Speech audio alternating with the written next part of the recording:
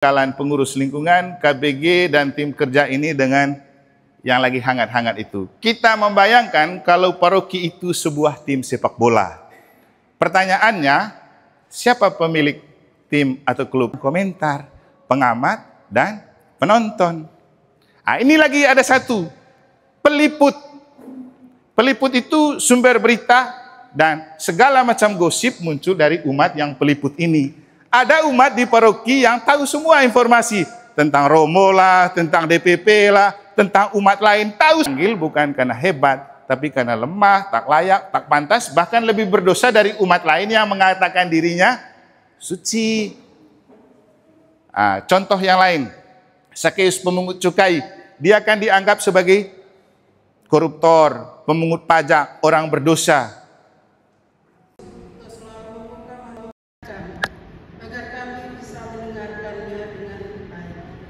Dan boleh kami pakai untuk pelayanan kami kepada umat ini. Berkatilah juga Romo Eman yang akan membimbing kami, yang akan memberikan bekal bagi kami semua, agar kami juga siap untuk melangkah berikutnya. Semuanya ini ya Tuhan, kami mohon dengan terang-terang Kristus Tuhan dan pengantara kami. Amin. Bapak Ibu Saudara-saudari, pertama Romo Cece dia tidak datang, dia bilang tadi dia masih capek jalan dari Bima. Saya lihat memang dia loyo-loyo. Jadi dia hadir dalam roh. Yang kedua, kalau di salah satu perhentian jalan salib kan ada bahasa begini, berkorban memang pahit bila ditanya mengapa, namun membahagiakan bila dilaksanakan dengan apa? Ini kalau tidak tahu berarti jarang ikut jalan salib. Ada salah satu kata-kata, berkurban memang pahit bila ditanya mengapa, namun membahagiakan bila dilakukan dengan setia dan tulus. Nah, memang kehadiran kita pada malam hari ini kalau ditanya memang, mengapa kamu datang pertemuan seperti ini? Menyakitkan, kan tidak ada gunanya kan? Tapi kalau Anda datang dengan setia dan tulus, pasti membahagiakan. Saya sendiri juga merasa bahwa berkurban memang pahit bila ditanya mengapa. Hari Minggu ke Medan, dari Medan langsung ke Bima, dari Bima kembali ke sini. Di jalan siap bahan untuk hari ini. Kalau ditanya, ngapain berkurban seperti itu? Apa sih untuk Romo Mantu Paroki? Memang menyakitkan, tapi membahagiakan karena dengan cara ini kita mengambil bagian dalam memanggul salib Yesus. Jadi ini adalah jalan salib yang real. Percuma juga kita ikut jalan salib di gereja, kalau dalam jalan hidup yang sebenarnya, kita tidak mau memanggul salib kita. Menjadi pengurus lingkungan dan pengurus KBG itu, dan tim kerja itu, mengambil bagian dalam memanggul salib Yesus di Paroki Santa Maria Immaculata, Mataram. Namun dengan ini tidak berarti bahwa selanjutnya tidak perlu kita ikut jalan salib. Karena kalau saya lihat ini, ada juga yang tidak ikut tadi ya. Gak apa-apa, ini sudah jalan salibmu. Yang penting taat dan setia datang ini sudah Tuhan tahu kok. Pasti juga karena kita punya kesibukan. Jadi terima kasih untuk kita yang telah berkorban untuk datang dan rela untuk hadir. Nah, kenapa perlu ada pembekalan? Mungkin tidak pernah terjadi kalau ada pembekalan untuk para pengurus lingkungan dan KBG dan tim kerja. Apakah selama ini pernah ada Pak Michael? Pembekalan untuk para pengurus lingkungan dan KBG dan tim kerja? Ya, Prabowo saja merasa perlu pembekalan para kepala daerah sebelum bekerja. Kenapa? Kita kalau merantau dan pergi, kalau kita dari Manggarai sih selalu dibekali. Dibekali dengan teyang hang. Dibekali dengan kakek nenek kasih 5.000 itu kita taruh di saku sampai di dasar lemari, taruh lagi bekal. Biar sedikit tapi bukti bahwa kita dibekalin. Kemana-mana pergi kita dibekalin. Yesus mengutus para muridnya, dibekalin. Kita ini jadi pengurus lingkungan dan KBG dan tim kerja, dibekalin juga. Perlu supaya ada kekuatan dan modal kita berkarya. Nah, sebenarnya bahan ini sudah saya share-kan di grup. Tapi biasanya kita untung-untungan orang peduli dengan informasi di grup. Lebih banyak tidak peduli, walaupun ada. Coba sesekali peduli, siapa tahu ada yang penting untuk kita. Kalau saya orang paling peduli dengan informasi apapun yang ada di sana, karena inspirasi hidup justru banyak kita dapat dari sana. Dan banyak hal menarik untuk kita dari situ. Tinggal sekarang mau mempelajari dan menerima dengan hati yang tulus dan setia. Itu aja kuncinya. Kemudian, kita para Romo, setiap kali berkarya tiap tahun dibekali dengan pleno hampir 1 minggu. Kita di sini para DPP 3 jam, itu sudah rasa teler ya. Nah, para pengurus lingkungan dan KBG cuman mungkin 1 jaman ini. Dibekali untuk seluruh karya kita. Nah, para suster, frater, Bapak Ibu Saudara-saudari, saya akan memulai pembekalan pengurus lingkungan, KBG, dan tim kerja ini dengan yang lagi hangat-hangat itu. Kita membayangkan kalau paroki itu sebuah tim sepak bola. Pertanyaannya, siapa pemilik tim atau klub ini? Jawabannya Tuhan. Kita kan kerajaan Allah, jadi Tuhan yang punya, bukan kita. Terus pelatihnya siapa? Pastor paroki. Karena bukan hanya Romo Ema, siapapun pastor paroki. Karena pastor paroki yang sangat menentukan racikan tim yang dibangun untuk dia bermain di lapangan. Makanya kita para Romo ini sebenarnya bukan hanya sekedar angkat DPP dan pengurus. Mesti kita tahu dia punya potensi, supaya hanya tidak sekedar nama. Saya tahu beberapa ketua lingkungan ini, ya dia sajalah. Tuh. Kemudian siapa pemainnya? Pemain itu tim. Kita selalu sebut pemain itu tim sepak bola. Dan siapa tim kerjanya? Ya, 1 para DPP. Makanya di DPP itu ada bidang. Kemarin saya sudah jelaskan kenapa dalam gereja itu mulai dengan BPI, lalu BPU, lalu BAK, ada rumah tangga. Pertama BPI, bidang pembinaan iman. Bina dulu iman orang sebelum dia hidup beriman dan menggereja. Karena dia mau pakai dasar apa untuk mengekspresikan iman dan menghayati hidup gereja. Jadi kecurigaan dan dari yang saya alami dan lihat sebentar, kita itu kekurangan pengetahuan iman dan banyak tidak tahu tentang hidup menggereja. Di lingkungan Sweta kemarin waktu katekese, saya bilang perhatikan perbedaan antara hidup beriman dan hidup menggereja. Hidup beriman itu tentang sakramen, misa, doa, hal-hal rohani. Tapi hidup menggereja itu tentang KBG, lingkungan. Ada aturan mainnya. Di pemerintahan itu namanya regulasi. Di gereja juga ada regulasi, ada aturan mainnya. Kalau kita tidak ikut aturan main itu, maka gereja akan jadi berantakan. Gereja Katolik terkenal solid dan kuat karena regulasinya jelas dan pasti. Kita hanya taat kepada satu pemimpin, yaitu Yesus Kristus yang diwakili oleh paus, uskup, imam. Teman-teman gereja lain, hari ini kau kecewa di satu gereja, besok kau bangun lagi, no problem. Maka banyaklah muncul gereja-gereja sesuai selera. Gereja Katolik tidak bisa begitu, dia punya regulasi, aturan main.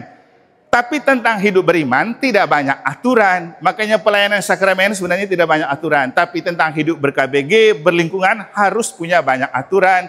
Karena mengatur orang banyak beriman. Sebenarnya kalau betul orang beriman, tidak susah diatur. Kenapa? Kalau orang betul-betul beriman, dia akan seperti Abraham. Apa kekuatan Abraham dalam beriman? Taat. Taat. Dan Katolik kalau taat memang kuat. Makanya dalam gereja Katolik mau kongregasi dan ordo apapun harus ketaatan itu pertama ya. Taat. Yesus itu mau mati di salib, kalau dia mau pakai kuasa kealahannya, algojo itu kecil kan, tenaga dalam dia begini dia terlempar tuh. Membangkitkan orang mati aja bisa, apalagi lawan algojo dan apa itu hakim-hakim, ahli-ahli Taurat dan imam-imam yang mengadili dia. Otak dia lebih tinggi, kecerdasan emosi dia lebih hebat, kecerdasan spiritual dia lebih hebat. Apa susahnya? Ini kan anak Tuhan.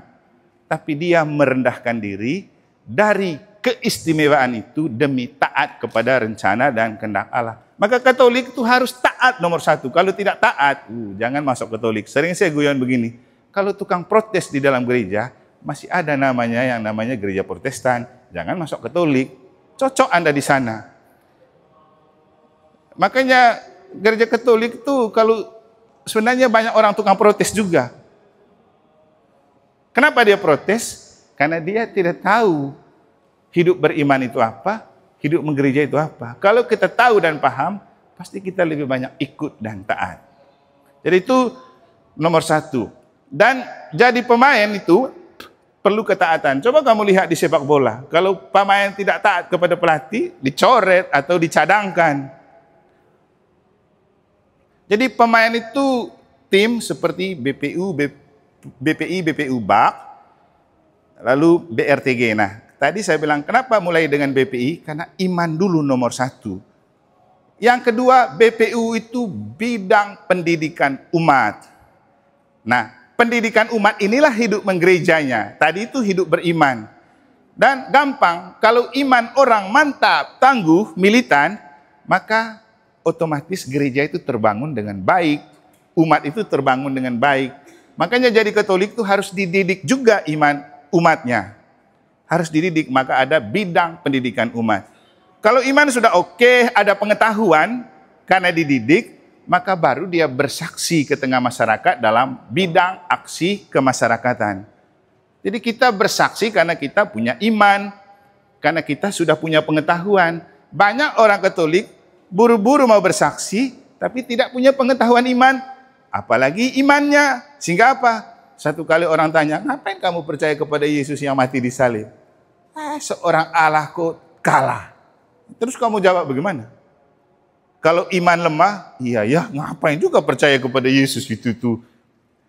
Mati disalib dengan pakai camat saja lagi.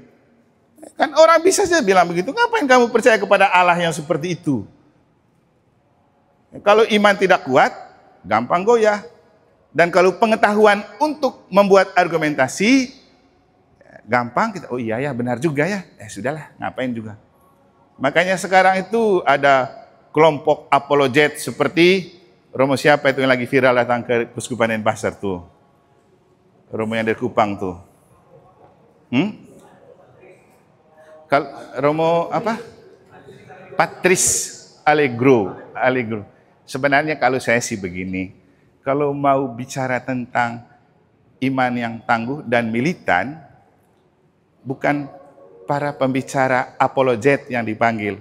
Panggil orang yang tinggal di Lombok, mungkin seperti Kalingnya Karang Taruna, yang sudah membuktikan iman yang militan itu ketika punya pacar beda agama, tapi dia bisa ajak jadi Katolik dengan segala cara yang gigih. Nah, itu contoh. Ngapain cari ahli dan pembicara yang bicara hebat dan viral di medsos? Kalau menurut saya, karena apa? Kita tidak perlu terlalu cari orang yang tenar-tenar. Mungkin hanya dia tenar dalam berpikir, tapi dalam kenyataan belum tentu juga. Mungkin juga kalau mau menyombongkan diri sedikit, Romo Eman kan sukses membangun relasi dengan pemerintah dan masyarakat waktu tugas di Dompu yang terkena radikal dan punya 2 pesantren yang Abu Bakar Basir. Kira-kira bagaimana bisa tangguh dan militan? Itu yang bersaksi. Itu. Dan saya rasa banyak pengalaman bagaimana ketika kita kasus 171 masih bertahan. Dan sekarang gerejanya bertumbuh dan berkembang. Menurut saya inilah para martir yang perlu berbicara tentang iman yang militan. Sayangnya, kita juga terkecoh di balik opini publik. Kita pikir dengan tetap bertumbuh dan berkembangnya gereja setelah kasus 171, iman dan hidup menggereja umat di Mataram makin oke dan mantap. Ternyata sampai di sini faktanya berbeda ya. Kita pikir orang yang rajin ikut misa oke-oke, tapi ternyata keo-keo. Gosip muncul dari mereka, bicara hoax muncul dari mereka. Buat narasi sembarang, orang yang muncul dari mereka yang kita lihat rajin di gereja itu yang saya lihat. Wih, terus kau punya iman ini untuk apa? Mana? Kita kan bersaksi. Bersaksi apa? Kalau kita mau bersaksi dan kita tidak tertib berpikir dan berbicara, orang bilang, kok lain Katolik ini ya? Nah itu. Jadi kita dalam gereja itu jelas, setelah kita punya iman, kita dididik, kita baru bersaksi. Maka para pengurus lingkungan dan KBG itu harus punya iman dulu. Maka pertanyaan kita ini, beriman nggak? Betul-betul beriman nggak? Itu dulu pertanyaan pertama. Setelah itu kita punya pengetahuan nggak? Pengetahuan itu penting. Misalnya umat tanya, kamu sudah jadi kaling atau KBG, apa sih tugasnya seorang kaling? Tahu? Apa sih tugasnya KBG? Tahu? Saya saja setelah jadi pastor paroki, saya lihat lagi pedoman. Tugas pastor paroki itu apa? Waktu jadi pastor rekan di Sumbawa dulu, langsung saya cari di kanon. Pastor pembantu itu siapa dan apa kerjanya? Supaya saya tidak merampas hak dan wewenang pastor paroki, supaya saya tahu menempatkan diri. Begitu jadi pastor paroki, saya baca lagi hak dan wewenang seorang pastor paroki. Kita itu nama hukumnya namanya dekliricis. Hukum khusus tentang kaum klerus, bagaimana dia punya tugas dan tanggung jawab. Kemudian setelah disuruh jadi deken, saya belajar lagi di buku itu. Siapa itu deken? Apa tugas dan tanggung jawabnya? Di buku ini, hasil Sinode 1 2001, waktu Monsinyur Benyamin Bria. Inilah buku pedoman kita. Nah, dari sinilah kita tahu apa itu Dewan Pastoral Kuskupan, apa itu Dewan Pastoral Dekenat, apa itu Dewan Pastoral Paroki, apa itu Tim Pastoral Lingkungan. Kita ini namanya TPL, Tim Pastoral Lingkungan. Apa itu lingkungan? Ada yang tahu? Kalau belum tahu berarti belum baca dari pedoman yang saya bagi. Kalaupun tidak dibaca, lebih baik datang. Tahu lingkungan itu apa? Tugas dan tanggung jawabnya apa? Bagaimana dia bekerja sama dengan para ketua bidang, seksi, pastor paroki. Itu maksudnya kita datang ini. Belajar ulang ini. Saya pun gara-gara menjadi pastor paroki, saya baca ulang supaya saya tahu jadi kaling itu tugasnya apa. Supaya kaling itu tidak gampang terprovokasi dan distir oleh umat yang bikin narasi aneh-aneh. Misalnya, yang sempat terekam. Wih, nggak usah dah kita misal lingkungan. Kenapa? Tarifnya terlalu mahal. Berapa? 1 juta. Ada yang bilang 2 juta. Saya bilang, Romo Eman, waktu rapat. Wih, makanya banyak lingkungan yang belum buat misa. Nah, pertanyaannya, kapan memang kita omong begitu? Itu ada di sini nggak? Itu maksudnya Bapak Ibu. Karena kita itu jadi pemain akan berhadapan dengan penonton dan komentator. Kalau kita jadi pemain, yang paling susah menghadapi penonton dan komentator. Bayangkan timnas Indonesia yang sudah rela meninggalkan kewarganegaraan demi naturalisasi bela timnas. Akhirnya diobok-obok hanya karena kalah main pertama. Mereka sudah berkorban loh. Berkorban. Tapi mana orang mau berpikir tentang itu? Tidak berpikir tentang pengorbanan orang, tapi mempersoalkan kekalahan. Sehingga yang muncul adalah caci maki. Nah, Bapak Ibu, dalam menjadi tim kerja pastoral, pemain di dalam gereja, kita juga berhadapan dengan banyak penonton. Umat itu penonton setia mengamati pekerjaan kita lalu memberikan komentar. Disuruh dia yang jadi kaling dan ketua KBG tidak mau. Giliran orang lain sudah jadi, dia tukang komentar, pengamat dan penonton. Nah, ini lagi ada satu, peliput. Peliput itu sumber berita dan segala macam gosip muncul dari umat yang peliput ini. Ada umat di paroki yang tahu semua informasi tentang Romo lah, tentang DPP lah, tentang umat lain, tahu semua. Ada toh? Mau cari tahu tentang siapa? Di ibu itu pasti dia tahu semua. Di kelompok ibu-ibu itu mereka tahu semua. Sampai frater pakai celana warna apa, mereka tahu semua. Itulah umat peliput. Dan kita sebagai pemain akan berhadapan dengan penonton, komentator, peliput. Sumber gosip dan berita. Mau benar tidak benar, yang penting seperti wartawan, liput saja. Maaf ini, kadang-kadang wartawan kan yang penting viral. Soal benar itu tidak benar, berita itu tidak penting. Nanti kalau tidak benar, baru mereka bilang, klarifikasi. Itu enaknya, tapi beritanya sudah viral. Oi, Pak Kaling Karang Taruna makan uang lingkungan sejumlah ini. Walaupun mereka belum lihat faktanya. Rame itu berita. Atau Romo Eman suruh stipendium 2 juta setiap kali misa. Rame berita di kalangan umat. Padahal, coba kalau ini klarifikasi benar, nggak Romo omong begitu. Tapi beritanya sudah. Nanti giliran klarifikasi. Minta maaf Romo, saya salah omong. Tapi sudah viral, itulah peliput. Dan banyak umat yang jadi peliput, komentator, dan penonton untuk melihat, menilai, dan mengomentari pekerjaan kita. Tapi giliran dia yang dikasih, tidak mau. Itulah jadi pemain. Jadi asik kan jadi pemain. Di sini saya kasih tanda tanya, penontonnya siapa, komentatornya siapa? Supaya kamu pulang ke umatmu, tanya mereka, di antara kita siapa jadi penonton, siapa jadi komentator, siapa jadi peliput. Karena kamu yang lebih tahu orang-orang itu.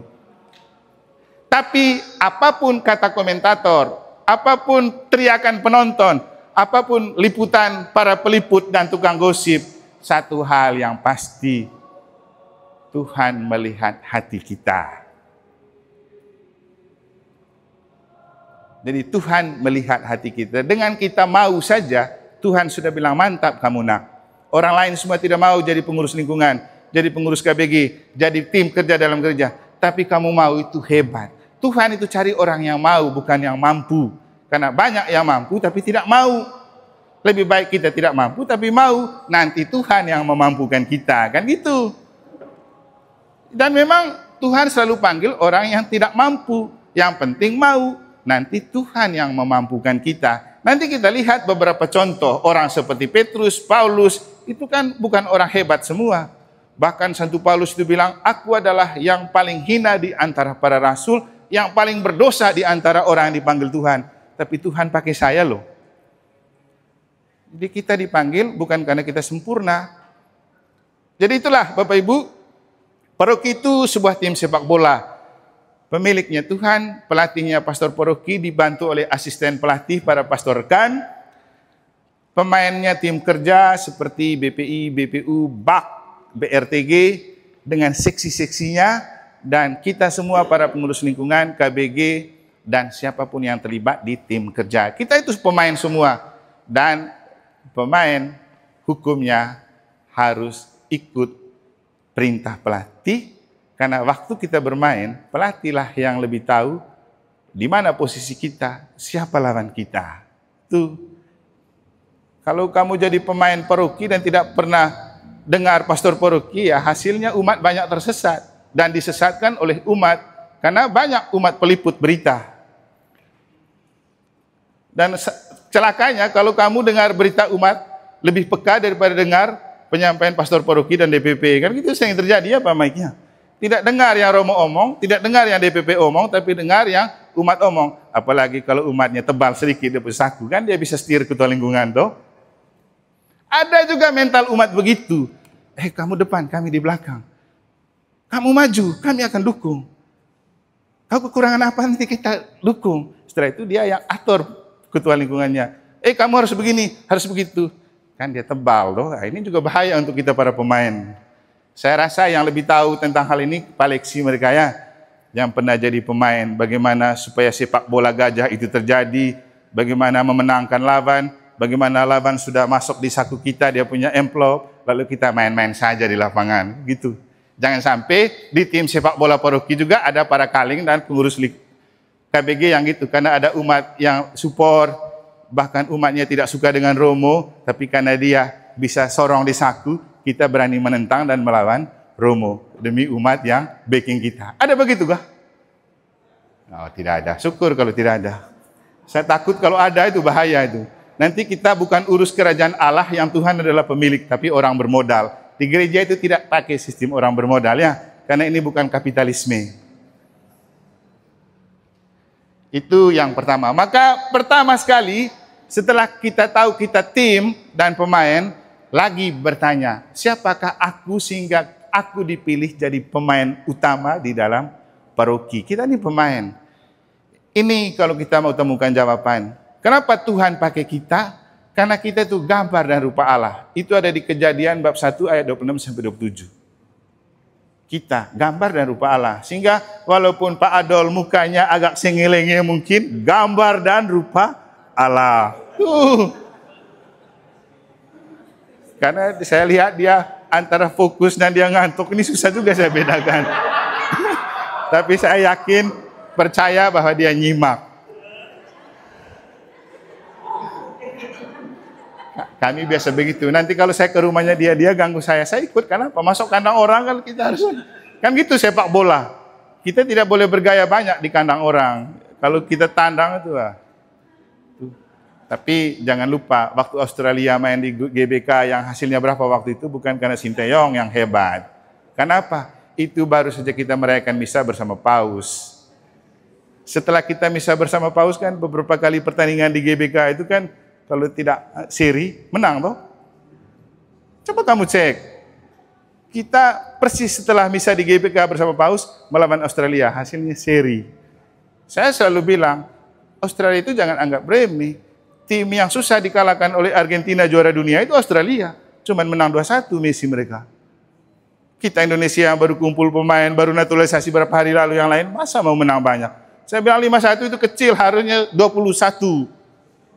Ya, karena kita baru menata, orang sudah paten.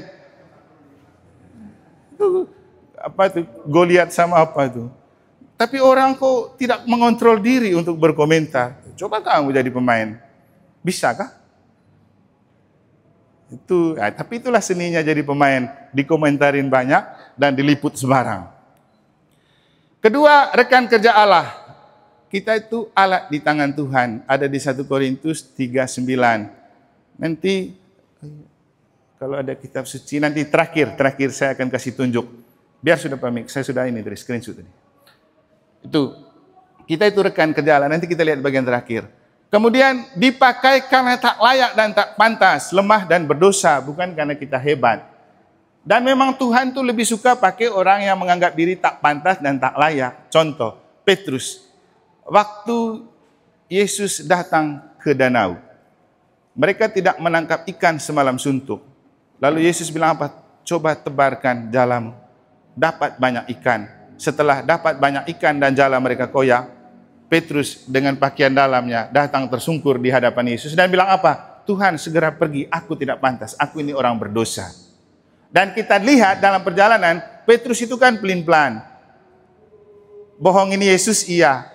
Dimarahin Yesus sebagai iblis, iya. Di Kaisarea Filipi, waktu Yesus tanya, kata orang siapakah aku? Terus katamu siapakah aku? Petrus yang sukses menjawab apa? Engkau adalah Mesias, anak Allah yang hidup. Lalu Yesus bilang, mantap Petrus, bukan engkau tapi Allah yang berbicara dalam dirimu. Beberapa saat kemudian, ketika Yesus bicara bahwa anak manusia akan menderita di Yerusalem, Petrus tarik ke belakang dan bilang, jangan sampai hal itu terjadi padamu. Yesus marah, iblis, nyalahi engkau. Engkau hanya memikirkan apa yang dipikirkan manusia, bukan apa yang dipikirkan Allah. Dimarahin. Paulus lebih seru lagi. Paulus ini kan provokator ada di dia. Pengkhianat ada di dia. Pembunuh ada di dia. Semangat sekali membunuh dan mengejar murid-murid Yesus. Tapi Yesus kok pakai dia jadi rasul para bangsa, coba. Dan dalam refleksi dan surat-suratnya, Paulus itu menemukan diri orang berdosa. Sampai dia bilang apa? Aku adalah rasul yang paling tak pantas dan tak layak di antara para rasul. Aku adalah rasul yang paling berdosa. Dan satu kali dia ngomel dengan Yesus. Dia bilang, Yesus, saya rasa seperti ada duri dalam daging di dalam batinku, seperti iblis. Tolong cabut itu iblis dari dalam diriku. Apa kata Yesus? Paulus, cukuplah kasih setiaku bagimu. Karena kalau saya cabut iblis itu, kau merasa diri paling sempurna dan kau tidak butuh saya lagi. Jadi saya sengaja membiarkan iblis itu ada dalam hatimu. Supaya engkau menemukan dirimu lemah. Lalu kemudian dia bilang apa? Ya sudah Tuhan. Supaya dalam kelemahanmu, engkau menaruh harapan pada kekuatanku. Maka dia bilang apa? Aku bangga dengan kelemahanku. Supaya dalam kelemahanku, aku membiarkan kekuatan Kristus bekerja. Jadi kita itu dipanggil bukan karena hebat, tapi karena lemah, tak layak, tak pantas, bahkan lebih berdosa dari umat lain yang mengatakan dirinya suci. Contoh yang lain, Sakeus pemungut cukai, dia akan dianggap sebagai koruptor, pemungut pajak, orang berdosa. Tapi Yesus mau mampir di rumahnya. Dan ketika Yesus mampir di rumahnya dan makan bersama, orang yang merasa diri suci dan kudus bilang apa? Ngapain makan di rumah orang berdosa? Yesus bilang apa? Aku datang bukan untuk orang suci dan benar dan orang sehat. Aku datang untuk orang sakit, aku datang untuk orang berdosa. Makanya saya enjoy makan di rumah orang berdosa. Dan umat yang paling banyak panggil pastor makan di rumah adalah umat yang merasa diri berdosa. Yang tidak pernah panggil merasa diri suci. Ya, nah, cek sudah. Cek masing-masing. Memang sih tergantung juga, kita promo juga kan kadang-kadang cari yang ngeri-ngeri saja. Lupa bahwa di balik makan enak di rumah orang bagus itu dosanya lebih banyak daripada mereka yang merasa diri berdosa sebenarnya. Jadi itu contoh. Ini lebih ngeri lagi, Maria Magdalena. Maria Magdalena ini kan dianggap sebagai perempuan bersinah, perempuan berdosa. Dan tahu nggak? Orang pertama yang diperkenankan untuk lihat kubur kosong itu dia yang dianggap berdosa dan perempuan bersinah ini. Nanti mungkin ada yang pernah dengar atau bisa baca di buku yang berjudul Saat-saat Intim Bersama Sang Guru, ditulis oleh seorang pastor dari Cina untuk mengcover buku novel novelnya Da Vinci Code tentang hubungan Maria Magdalena dan Yesus. Kalau di Da Vinci Code punya novel itu lebih menyoroti romantisme kisah cinta seorang pria dan seorang wanita, tapi yang ditulis oleh imam ini lebih bersifat biblis, sebuah pertanggungjawaban bahwa hubungan mereka tidak seperti hubungan biasa, hubungan profan. Jadi situ bagus sekali. Mungkin cerita sepintasnya begini. Maria Magdalena ini kan anak orang kaya di kota Magdala, tukang kain. Dia anak orang kaya, maka dia diperlakukan seperti selebriti, dan memang dia selebriti. Dia itu kan pemain harpa yang selalu tampil di mana-mana. Dia selalu manggung, anak orang kaya kan, apa susahnya? Tapi dia punya penyakit yang tidak bisa disembuhkan dengan uang dan kekayaan. Apa itu? Kerasukan 7 roh jahat. Dan kemanapun dia manggung, dia terganggu dengan roh jahat itu.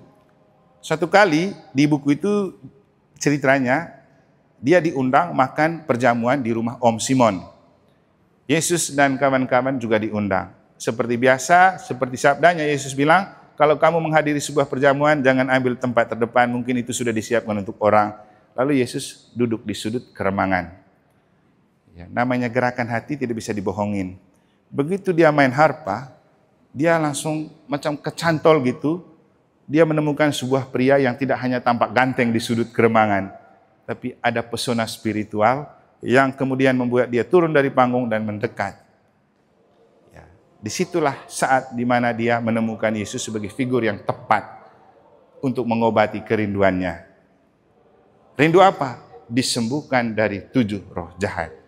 Jadi singkat cerita, kemudian Yesus menyembuhkan dia dari ke-7 roh jahat itu. Hal yang kemudian membuat dia menjadikan Yesus itu sebagai cinta terakhir. Dia punya cinta pertama itu Yohanes, murid yang dikasihi Yesus. Karena waktu kecil mereka teman dekat, mereka teman main di kota Magdala. Yohanes itu waktu sudah agak besar pergi masuk seminari gitu, sekolah SNI. Dan menariknya, Yohanes ini kemudian menjadi murid yang dikasihi Yesus. Tapi entah Yesus dan Yohanes tahu atau tidak tahu kalau Maria Magdalena punya hati yang sama. Sebagian untuk Yohanes, sebagian untuk Yesus. Jadi seperti cinta segitiga begitu. Bagaimana kisah selanjutnya nanti kita cerita di bagian lain. Artinya bagaimana perasaan Maria Magdalena yang kemudian Yesus mengangkat Yohanes sebagai murid yang dikasihi. Pada saat yang sama juga Maria Magdalena punya perasaan untuk Yesus, mantannya Yohanes. Ini ya. Tapi Yesus legowo saja untuk kemudian memberikan kembali Maria Magdalena ke Yohanes dan mengatakan tolong bawa Maria ke rumahmu. Dan bersama Maria Magdalena kan Maria dibawa oleh Yohanes tinggal di rumahnya Maria. Kalau Da Vinci Code melukiskan itu adalah seorang mertua dibawa oleh menantu tinggal di rumah itu ya. Tapi bukan itu yang dimaksudkan. Kenapa? Cinta terakhir itu artinya dia tidak mau lagi mencintai orang lain selain Yesus yang adalah jaminan hidup akhir. Hal yang kemudian membuat Maria Magdalena merasa bahwa ketika Yesus mati, dia betul mengalami kehilangan pegangan hidup. Sehingga setiap hari dia pergi ke kubur yang cerita dan makna selanjutnya akan kita maknai waktu Paskah. Sekarang kita lihat ini aja dulu. Jadi kita ini bukan karena suci, kudus, dan sempurna, tapi kita dipakai Tuhan karena kita lemah, rapuh, tak berdaya, dan berdosa. Nah, Itu tadi siapakah aku? Harus mengenal diri dulu. Lalu setelah mengenal diri, siapakah aku di dalam gereja sinodal? Jawabannya, gereja sinodal kan persekutuan partisipasi misi. Dan aku di dalam persekutuan gereja sinodal, dalam lingkup yang lebih kecil ada keluarga, eklesia domestika. Maka Bapak Ibu paling penting pertama, ketika kita bekerja untuk gereja, baik di lingkungan, KBG, atau tim kerja, jangan melupakan keluarga. Jangan sampai kamu aktif banyak di gereja, lupa keluargamu. Tidak untuk itu kamu dilibatkan di gereja. Keluarga tetap nomor satu. Ya, urus keluarga dulu. Makanya saya selalu bilang, nggak usah juga banyak-banyak kamu ke gereja sampai lupa urus suami, istri, atau urus dulu keluarga. Karena kalau keluarga bagus, pasti KBG bagus, pasti lingkungan bagus, otomatis paroki bagus. Jadi persekutuan keluarga itu penting. Saya senang dan suka lihat di medsos atau di gereja, kalau orang itu datang sama anak-anak, datang sama keluarganya. Tapi Pak Adol jangan cemburu kalau prodiakon mesra dengan istrinya datang ke gereja. Dia itu tidak mau terima komuni prodiakon yang begitu. Nah, apa dia sudah pegang istrinya baru bagi komuni? Biarkan orang istrinya saja pegang istri orang saja, toh. Itu halal itu. Jangan merasa tidak halal. Kalau pegang orang punya baru. Dia bilang begitu, Romo saya tidak mau. Saya tidak, lalu kita bilang, jangan sampai dia cemburu lagi. Jadi maksudnya begitu, Bapak Ibu, gereja, keluarga itu gereja kecil, gereja mini. Jauh lebih baik memang kamu sebelum mengabdi kepada gereja, mengabdi kepada suami istri. Saya juga senang, tidak perlu saya kasih tahu nama ya. Ada yang ngaku-ngaku kemana-mana, dia bilang, saya beruntung betul punya istri seperti ini. Kalau dulu saya tidak dapat dia, tidak tahu bagaimana lagi hidup saya. Nah ini yang penting Bapak Ibu. Saya suka yang begini-begini. Mungkin ada orangnya di sini ya, tanya kepada diri masing-masing. Tapi gini, kamu bangga dengan keluargamu, itu adalah kunci kesuksesan untuk pelayanan di tempat lain.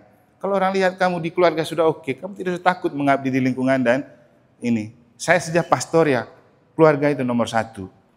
Keluarga itu nomor satu. Besok-besok kita sakit, bukan umat yang kamu layani dan omong tentang kami yang ada di rumah sakit jaga. Kamu lihat Romorius sakit, lama tugas di Mataram. Ada berapa umat Mataram yang pergi jenguk dan temani dia sakit? Berapa? Tapi waktu dia di sini diobok-obok, dituntutin gini gitu, giliran dia sakit, datang lagi keponakannya dari Bejawa. Bapak Ibu begitu. Jadi kadang jadi umat ini jadi komentator, jadi peliput lagi. Lupa bahwa kita belum memberi apa-apa. Kemudian persekutuan yang kedua itu KBG. Dari keluarga naik ke KBG. Lagi-lagi, keluarga kita oke, pasti KBG oke. Keluarga juga, rukun juga. Kalau keluarga berantakan, pasti KBG berantakan. Kalau KBG berantakan, otomatis lingkungan juga berantakan. Jadi gitu dia punya prosesnya. Itu persekutuan. Kemudian kan ada partisipasi tadi. Ini partisipasi. Partisipasi itu bagaimana kita memberi diri dalam persekutuan, kebersamaan. Maka sama saja mulai dari keluarga. Doa keluarga itu penting, misa keluarga itu penting. Saya waktu tugas di Dompu, saya layani orang minta misa di rumah, biar dengan keluarganya saja. Daripada saya misa harian sendiri. Di sini juga saya katakan kepada kamu, kalau ada keluarga yang minta misa sendiri keluarga, kami akan layani. Setidak-tidaknya saya. Yang penting tidak pas tugas di sini. Karena merayakan misa di keluarga itu penting. Itu bahan khotbah waktu kita katekesi kontekstual di lingkungan Sweta. Harus mulai dari keluarga. Yesus itu mencintai keluarga. Kenapa kemudian membuat dia hadir dalam pesta perkawinan di Kana dan membuat mujizat pertama di sana? Jadi lagi-lagi keluarga. Doa keluarga itu penting. Yang sudah ikut ME, jangan lupa itu. Dialog tuh, D pertama itu apa? Doa pasutri. Benar Pak Ansel? Dia lupa, sudah ikut ME. Pernah doa pasutri. Jadi kecil, D pertama itu doa pasutri. Penting itu. Saya senang betul dengan saya punya bapak dan mama yang dari kita kecil itu selalu mereka doa bersama di depan patung keluarga kudus. Dulu mereka rumahnya masih pindah-pindah. Tapi satu hal yang mereka selalu bawa setiap kali pindah, itu patung keluarga kudus. taruh di gua kecil di sudut. Dan mereka selalu berdoa. Itulah yang membuat anaknya juga bisa jadi imam dan rata-rata sukses. Doa pasutri. Bapak Ibu, kamu tidak usah takut dan khawatir dengan masa depan anakmu. Yang perlu kamu khawatirkan ketika kamu tidak pernah berdoa bersama untuk masa depan anakmu. Jadi jangan khawatir dengan masa depan anakmu. Yang perlu kamu khawatirkan ketika kamu tidak punya waktu berdoa bersama untuk anak-anakmu. Nah, cek sekarang para pasutri. Adakah waktu kita berdoa bersama? Rasanya sekarang makin sulit karena masing-masing punya HP dan masing-masing punya TV di setiap kamar. Susah. Tapi saya hanya mau mengatakan doa pasutri dan doa keluarga itu sangat-sangat penting. Saya punya adik yang ekstrater, adik bungsu. Dia sampai top di Fransiskus. Saya lihat dia bawa terus itu kebiasaan. Satu kali saya pergi di rumahnya, waktu berkat rumahnya, ternyata di rumahnya di loteng, dia siapkan satu tempat doa khusus. Dan saya lihat, ternyata di meja ada buku doa brevir. Saya bilang, hebat kau ini ya. Pasti Pak Gerik juga gitu ya. Jadi artinya gini, doa itu jangan remehkan doa keluarga itu. Penting. Kita bicara keluarga Kudus Nazaret, itu doa, misa keluarga.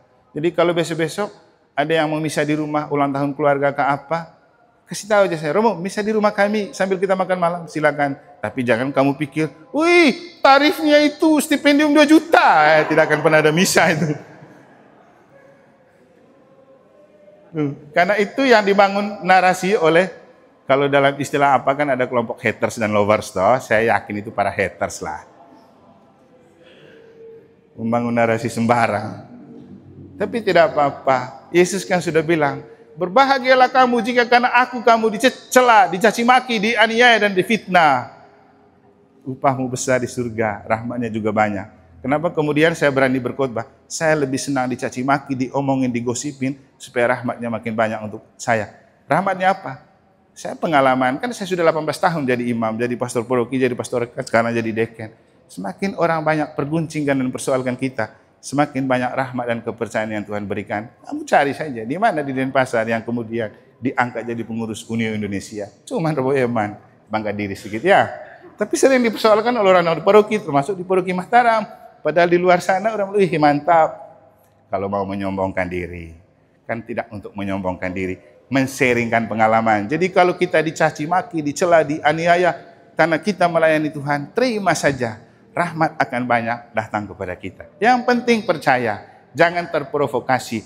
Kalau saya kemudian merespon, karena tugas saya harus meluruskan opini. Karena kita tidak hidup beriman berdasarkan opini publik, tapi berdasarkan kebenaran ajaran gereja. Gitu. Berdosa itu kami pastor kalau lihat umat salah dan buat ajaran sesat, kita tidak luruskan. Itu berdosa. Jangan kamu pikir, wih hebat Romo ini, padahal ada begini, dia diam-diam saja, dia tidak peduli. Salah itu Romo itu. Tidak bisa jadi Romo kalau tidak peduli dengan yang tidak beres. Kenapa? Ada kenabian. Nabi itu berani bicara. Seorang nabi itu dihormati di mana-mana kecuali dia tempat asalnya sendiri. Saya selalu bilang, kalau omong sama Romo-Romo dan suster, kan saya ketua Unio 2 periode. Pengurus Unio 9 tahun. Sekarang di Unindo. Saya selalu bilang, kita itu jadi pastor paroki, selalu pasti ada yang tidak suka di paroki. Dan ada orang di umat lain yang merindukan kita di paroki mereka. Sebaliknya, kita itu kalau jadi pastor tamu, selalu baik di mata umat. Mereka tidak tahu. Jadi pastor tamu memang kita berjuang untuk tampil menarik supaya diterima. Tapi tanggung jawab itu lebih besar. Ketika diberi jabatan besar, dibutuh tanggung jawab yang besar. Jadi itulah Bapak Ibu, saya bicara di depan kamu begini, lebih baik saya belak-belakan mengatakan bahwa jadi pastor paroki karena tugas dan tanggung jawab harus cerewet. Jangan cool-cool saja. Waktu kita melayani sakramen baru cool, tapi kalau aturan harus ditegakkan. Karena kita kan mengajarkan kebenaran. Kalau tahu itu salah, omong. Jangan supaya dianggap baik, pura-pura tidak tahu dan tidak mau omong. Kalau saya tidak seperti itu. Karena prinsipnya mengabdi kebenaran. Selalu saya bilang, orang yang benar belum tentu dianggap baik. Orang baik selalu dianggap benar walaupun salah. Yesus bilang, jangan katakan aku guru yang baik. Karena yang baik cuma Bapa di surga. Tapi Yesus sudah bilang, akulah jalan, kebenaran, dan hidup. Beda kebaikan dan kebenaran. Kamu jadi pengurus lingkungan, KBG, dan tim kerja, jangan melayani supaya dianggap baik oleh umat, tapi tidak benar. Lebih baik kamu bekerja benar, walaupun dianggap tidak baik. Pasti menyelamatkan. Karena kata Santo Paulus, kebenaranlah yang memerdekakanmu, bukan kebaikan. Karena kebaikan itu subjektif, soal suka atau tidak suka. Tapi kalau benar, orang suka atau tidak suka, dia tetap kebenaran. 1 tambah 1 sama dengan 2. Tidak bisa. Saya tidak suka, kenapa hasilnya 2? Tidak bisa. Gitu. Suka tidak suka ya 1 tambah 1 sama dengan 2. Saya tidak suka dengan Roma Iman, ya kau suka tidak suka, saya pastor paroki di sini untuk 3 tahun ke depan. Kau akan berhadapan dengan saya. Itu bukan soal kau suka tidak suka lagi. Boleh kau tetap suka sama yang dulu, tapi dia tidak punya hak dan wewenang lagi. Yang paling penting, kau harus menempatkan diri, the right man on the right place. Kau mengubah diri, mengubah rasa sukamu. Tuh, saya juga tidak bisa bilang saya tidak suka tugasnya. Banyak orang yang tanya saya, Romo bagaimana? Sudah betah dan suka di Mataram? Saya bilang, saya mau di mana saja, saya selalu gampang suka dan betah. Kenapa? Ini kan bukan soal rasa suka dan tidak suka, tapi soal pemberian diri untuk melayani di mana saja. Bahwa ada yang suka dan tidak suka saya di sini itu manusiawi, tapi saya tidak berada di sini dan kebahagiaan saya tidak tergantung pada orang punya rasa suka dan tidak suka, tapi pada pemberian diri. Yang saya kerjakan, yang menjadi tanggung jawab saya tanggung jawabkan. Itu jauh lebih penting. Jadi saya melayani bukan untuk disukai atau tidak disukai, tapi mempertanggungjawabkan kepercayaan Tuhan kepada saya. Kita pun saya ajak begitu. Memberilah diri karena kita bertanggung jawab kepada Tuhan yang mempercayakan kita. Bukan soal opini publik, bukan soal penilaian orang. Maka prinsipnya salah satunya pakai moto tabisannya Bapak Uskup Ruteng. Omnia in caritate, lakukan apapun dengan kasih. Lakukan apapun dengan kasih. Partisipasi juga dalam keterlibatan di doa, sharing, pendalaman iman, misa di KBG. Itu penting untuk menjaga persekutuan. Supaya kita guyup dan tetap bersatu dengan teman. Jangan sampai tidak pernah gabung di doa bersama di KBG, misa KBG, pendalaman iman KBG, juga KOR. Bukan soal suara nih KOR nih, soal aktif dan berpartisipasi. Kadang-kadang orang kalau karaoke suaranya bagus sekali, giliran diminta KOR suaranya buruk katanya. Wah, bagaimana lagi manusia jenis itu ya? Alasannya karena tidak tahu not. Padahal tujuannya kita latihkan karena memang kita tidak tahu not. Nanti dilatih supaya tahu. Tapi alasan tidak, saya tidak tahu not, saya tidak bisa KOR. Itu bukan alasan. Ya, alasan kau malas dan tidak mau bergabung. Untuk apa kita latih kalau kita sudah hebat kan? Kita latih karena memang kita tidak tahu. Tapi kita sudah punya modal suaranya bagus. Akhirnya begini, kau boleh mengingkari manusia, tapi kau tidak bisa mengingkari Tuhan yang kasih kau itu suara. Besok-besok Tuhan kasih putus kau punya pita suara, kau mau apa? Gitu juga partisipasi di lingkungan. Ini partisipasi. Misi sekarang. Kan gereja sinodal itu persekutuan partisipasi misi. Misi gereja itu adalah misi Tuhan. Ini waktu kami retret bersama Monsinyur Maksi Regus sebelum dia jadi uskup. Kan kita Imam Unio retret di Labuan Bajo. Waktu itu selaku ketua saya minta tolong beliau masih menjadi dosen di Unika. Belum jadi uskup, belum masuk bursa juga. Lalu kita bicara tentang itu. Misi gereja itu misi Tuhan. Misi Tuhan apa? Menyelamatkan orang yang terjelma dalam Yesus Kristus menjadi sang penyelamat. Jadi segala macam bentuk misi kita, baik di tim kerja, di pengurus KBG, pengurus lingkungan itu, kita mengambil bagian dan berpartisipasi dalam misi Allah Tritunggal. Nah, misi Allah itu apa? Kalau kita kembali ke Bapa, Putra, Roh Kudus, atau definisi gereja di Konsili Vatikan kedua, definisi gereja itu ada 4 kata kunci. 1 berhubungan dengan Allah Bapa, 2 berhubungan dengan Allah Putra, 3 berhubungan dengan Allah Roh Kudus, 4 berhubungan dengan komunitas persekutuan. Maka di dokumen Konsili Vatikan kedua, definisi gereja nomor 1 itu persekutuan umat Allah yang bersiarah menuju surga. Di penekanan pada aspek Bapa. Yang kedua, gereja adalah persekutuan tubuh mistik Kristus. Jadi gereja adalah tubuh mistik Kristus. Maka kita mengkhianati gereja sebenarnya mengkhianati Yesus.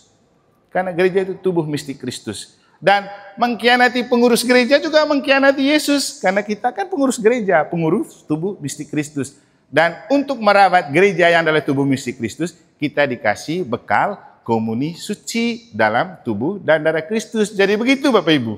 Kita terima hosti itu supaya tubuh mistik Kristus masuk di dalam diri kita, membangun gereja sebagai tubuh mistik Kristus. Makanya selalu saya bilang, jadi DPP, fungsionaris pastoral, pengurus KBG, lingkungan, tim kerja, misa itu penting supaya Yesus masuk di dalam kita, Yesus bekerja bersama kita dari dalam. Saya saja, pastor, percaya diri untuk tampil di mana-mana setelah saya misa dulu. Kalau tidak, misa itu memberikan kita pesona berbeda. Itu pasti. Misa memberikan kita pesona berbeda. Hanya memang tergantung datang misa dengan tulus atau tidak. Kadang-kadang ada yang datang misa, setelah baru pulang gereja, dia sudah mulai gosip di pintu gereja. Nah, kalau kayak gitu, mau setiap hari pun tidak ada gunanya. Itu bukan menjadi tubuh mistik Kristus, tapi tubuh berisik Kristus. Bikin berisik. Itu. Kemudian, definisi ketiga, gereja adalah bait Roh Kudus. Bait Roh Kudus. Ingat itu. Gereja adalah bait Roh Kudus. Karena hanya di dalam gereja saja ada Roh Kudus. Dan yang keempat, komunio, persekutuan. Bapak Ibu, kenapa kita disebut terima komuni? Karena tubuh Kristus yang kita terima itu menjaga persekutuan gereja karena kita makan minum dari satu tubuh Kristus yang satu. Dipecah-pecahkan, masuk ke dalam diri kita. Tapi untuk komunio, kebersamaan, persekutuan. Jadi itu definisi terdalam dari gereja. Dan kita bermisi bersama Bapa, Putra, dan Roh Kudus. Dan gereja bersekutu dan berpartisipasi dalam misi Allah itu buah dari sakramen baptis. Kalau ada yang ikut pembekalan bersama Romo Baby kemarin, masih ingat ya? Kenapa kita terlibat dalam DPP? Karena buah dari sakramen baptis. Yang jadi masalah, bahkan menjadi pengkhianat, kalau sudah dibaptis, disuruh jadi ketua KBG, menolak. Disuruh jadi ketua lingkungan, menolak. Dan DPP, menolak. Ikut KOR, menolak. Kenapa? Itu berarti mengkhianati rahmat sakramen baptis. Kamu ini bersyukur tidak mengkhianati sakramen baptis dengan rela jadi pengurus lingkungan dan KBG dan tim kerja. Itu menghargai rahmat sakramen baptis. Nah, baptis itu menghadiahkan kita 3 gelar. Sebagai imam, nabi, dan raja. Kan ini bahan katekesi. Imam, nabi, dan raja. Nah, imam itu apa? Nabi itu apa? Raja itu apa? Kita semua ini jadi imam, nabi, dan raja. Hanya bedanya imam tertabis dan imam terbaptis. Kita lihat, imam itu apa? Oh ya. Imam itu menguduskan. Nabi itu mewartakan sabda Allah. Raja itu memimpin. Jadi kita itu punya potensi menguduskan. Makanya kita bisa saling mendoakan. Bapak Ibu doakan Romo. Kita bahkan doakan uskup, paus kan. Karena saling menguduskan. Itu tugas setiap kita. Karena rahmat sakramen baptis. Bahkan dalam kondisi darurat, kalau ada bayi yang mau mati tapi belum dibaptis, kita semua diberi wewenang untuk membaptis. Punya kuasa imamat. Jadi saling menguduskan. Kita semua punya kuat dan kekuasaan untuk mendoakan satu sama lain. Makanya selalu saya bilang, paling penting banyak berdoa. Jangan banyak berbicara. Mau dukung frater jadi imam, banyak berdoa. Jangan banyak membicarakan frater. Nanti dia lemah. Tidak tenang. Gitu juga kami para Romo. Berdoa untuk para Romo, bukan bergosip dan berbicara tentang para Romo. Nanti kalau kamu perhatikan, Bapak Uskup punya pesan beberapa kali, setiap kali ada tabisan, itu Bapak Ibu, orang yang ditabiskan jadi imam itu bukan orang yang sempurna. Tolong kamu doakan mereka. Dan selalu ada pesan, kalau kamu ada masalah, jangan banyak berbicara tentang Romo, tapi banyak berbicara dengan Romo. Beda ya Bapak Ibu ya. Sama juga kamu di lingkungan, jadi pengurus lingkungan, pengurus KBG. Kasih tahu umat, jangan banyak bicara tentang pengurus lingkungan dan pengurus KBG, tapi banyaklah berbicara dengan pengurus lingkungan dan KBG. Karena kalau kita bicara tentang, tidak akan menyelesaikan persoalan. Kalau berbicara dengan, itu yang menyelesaikan persoalan. Nah, sekarang belajar untuk lebih banyak berbicara dengan daripada berbicara tentang. Itu ya Bapak ya. Raja, nabi. Nabi itu mewartakan sabda. Itu kan kita walaupun tidak bisa berkhotbah, dengan kita memberi diri, itu adalah pewartaan yang paling hebat. Maka saya senang beberapa kali itu, biar dia suara buruk, setiap ada latihan kor, dia tetap ada. Kehadiran bukan soal suara. Dan itu adalah pewartaan penginjilan yang konkret. Sama saja kami para Romo biar bicara bagus-bagus juga kan, tetap tidak menjadi Injil yang hidup. Kamu yang lebih banyak menjadi Injil yang hidup karena berhubungan dengan kenyataan hidup. Itu Nabi. Dan Nabi itu selalu punya prinsip. Dihormati di mana-mana kecuali di tempat asalnya sendiri. Kamu jadi pengurus lingkungan dan KBG, mungkin dianggap remeh sama suami atau istrimu. Kok? Kamu punya jabatan apa itu? Gitu toh? Itu pasti. Apalagi kamu punya anak-anak. Di depan umat kamu disegani. Mana disegani sama anak-anak? Saya juga gitu jadi pastor. Di mana-mana disegani. Belum tentu adik-adik saya segan sama saya. Kemana-mana saya pergi di Unio. Banyak orang yang segani.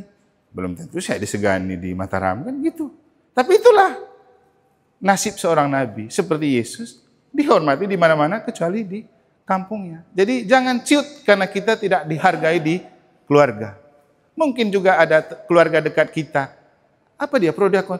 Model kayak dia jadi prodiakon. Mungkin oleh saudara sendiri. Tapi jangan lupa cerita bacaan pertama tadi. Yang paling kuat iri hati adalah saudara-saudara. Benar kan? Ada yang saudara-saudara sudah bertahun-tahun belum baku omong juga. Lahir dari rahim yang sama. Mengalir darah yang sama. Tapi bertahun-tahun tidak baku omong. Hanya karena rebut aset utama. Wih, bahaya sekali ini. Terus untuk apa hari raya setiap tahun ini?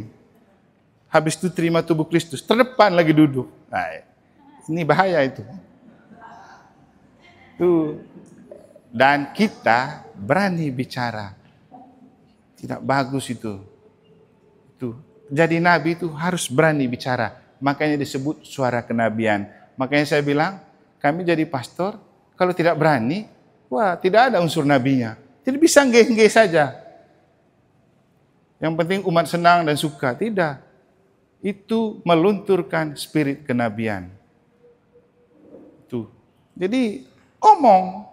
Kalau memang salah, salah. Kalau memang tidak diluruskan, diluruskan. Jangan diam-diam saja. Nanti ada konteksnya kita memahami. Tapi dalam hal prinsipil harus tetap tegas. Hal prinsipil. Apalagi tentang aturan hidup menggereja. Raja itu pemimpin. Kita semua itu jadi raja. Di rumah jadi pemimpin. Pimpin doa. Bukan pemimpin. Dan pemimpin seperti apa yang diharapkan untuk kita, fungsionaris pastoral, hasil sinode telah menunjukkan bahwa kita jadi pemimpin dan pelayan, baik sebagai pastor, sebagai DPP, lingkungan, KBG, tim kerja, itu kurang partisipatif dan transformatif. Maka di tahun pertama hasil sinode 5, dari hasil FGD masukan umat, mengatakan dan mengamanatkan bahwa kita mulai tahun pertama Sinode 5 dengan tema bangkit dan bergerak bersama mewujudkan gereja sinodal melalui kepemimpinan partisipatif dan transformatif. Partisipatif itu apa? Transformatif itu apa? Mestinya kamu sudah tahu karena itu tema tahun lalu. Tapi saya ragu kalau kamu sudah tahu. Makanya sekarang saya kumpulkan lagi supaya kita paham kita ini pemimpin model apa? Ini ada bahan ini kali lalu. Sudah pernah dalami? Untuk tahun lalu. Sudah? Mungkin baru lihat bukunya lagi. Ini modul tentang pemimpin partisipatif dan transformatif. Kalau saya, karena saya itu tim perumusnya sinode, jadi sedalam-dalamnya dan sedetil-detilnya pasti saya tahu. Dan amanat sinode itu sudah mendarah daging di dalam diri saya, makanya saya berkarya pastoral pun harus sesuai dengan amanah sinode. Sekarang kita katekesi kontekstual. Kenapa kita menjadi paroki pertama yang bikin podcast? Karena memang katekesi kontekstual itu tahun ini. Manfaatkan media untuk kita mewartakan. Itu karena hasil survei menunjukkan sebagian besar umat kita, apalagi anak-anak, lebih banyak mengkonsumsi berita di medsos daripada di gereja. Tidak bisa kita hanya harapkan kita berkhotbah di gereja untuk mengubah orang. Saya sendiri kenapa saya selalu rekam dan share khotbah saya? Mungkin umat yang dengar, kalau misal harian, mungkin 30 atau 40. Tapi kalau orang dinonton di YouTube, bisa ratusan. Saya rasa senang, kenapa? Ratusan orang mendengar khotbah daripada umat yang datang ke gereja. Apalagi kalau sudah sampai seribu-seribuan. Wow. TikTok pun, saya rasa di TikTok lebih banyak viewersnya daripada di YouTube. Dengar khotbah harian loh. Dari yang saya alami di TikTok, bisa 600-700 orang nonton satu khotbah. Lumayan kan menyelamatkan 600-700 orang. Itu yang dijangkau oleh medsos. Tunggu di sini paling muka Pak Mike, mereka suster, mereka yang muncul tiap hari. Itu juga kita berkhotbah mungkin mereka tidak dengar karena mereka tidur. Kalau mereka dengar pasti banyak mengubah mereka. Tuh. Tapi dari tempat lain banyak yang nyimak. Saya share bahan katekesi kontekstual di Sveta saja. Umat dari Labuan Bajo loh yang komentar. Romo terima kasih banyak. Ternyata begini, kenapa perlu tanda salib di dahi. Tapi umat Mataram ada yang komentar karena tidak ada yang nonton. Sok-sok sudah tahu semua padahal tidak tahu apa-apa ya. Padahal kita sudah share. Supaya dengar, nyimak, biar tahu, paham gitu. Banyak dari umat lain yang saya lihat komen di situ. Tapi saya belum pernah temukan orang Mataram yang komen. Entah karena mereka dengar tapi tidak mau komen, atau memang karena mereka tidak suka dengar sabda Allah di medsos. Kemarin kita itu waktu OGF itu yang omong langsung itu Ketua Komsos Komisi KWI, Monsinyur Cornelius Sipayung. Dia kan Ketua Komsos Komisi KWI. Dan dia bicara, para Romo, tolong manfaatkan medsos itu untuk mewartakan. Dan kita harus mewartakan kebenaran dan wartakan hal-hal yang menginspirasi. Dia bilang dari hasil survei kalau kita nonton, kalau yang bersifat porno, ratusan ribu orang nonton, giliran khotbah 1-2 orang saja. Kalau bicara dan berita tentang kejahatan dan keanehan, banyak sekali viewers. Kalau yang bersifat inspiratif, sedikit. Artinya apa? Orang-orang di dunia lebih suka yang negatif daripada yang positif. Memang fakta. Kalau bicara cerita dan berita miring, paling banyak penonton. Makanya orang lebih suka yang viral daripada yang benar. Yang viral itu belum tentu benar. Tapi yang benar tidak disukai karena tidak viral. Tuh. Tapi kita harus tetap masuk. Saya itu terinspirasi dengan satu tim digitalnya NU. Waktu berapa tahun lalu kami pergi ikut pertemuan Komisi Kerawam se-Indonesia. Dulu saya masih di Komisi Kerawam. Jadi waktu kita pertemuan dipanggillah satu anak muda dari NU yang membidangi IT-nya. Dia datang dan mengatakan begini, para Romo dan teman-teman orang Katolik, orang semua tahu dan kita tahu kamu itu sangat inspiratif, khotbah kamu menarik dan terpercaya.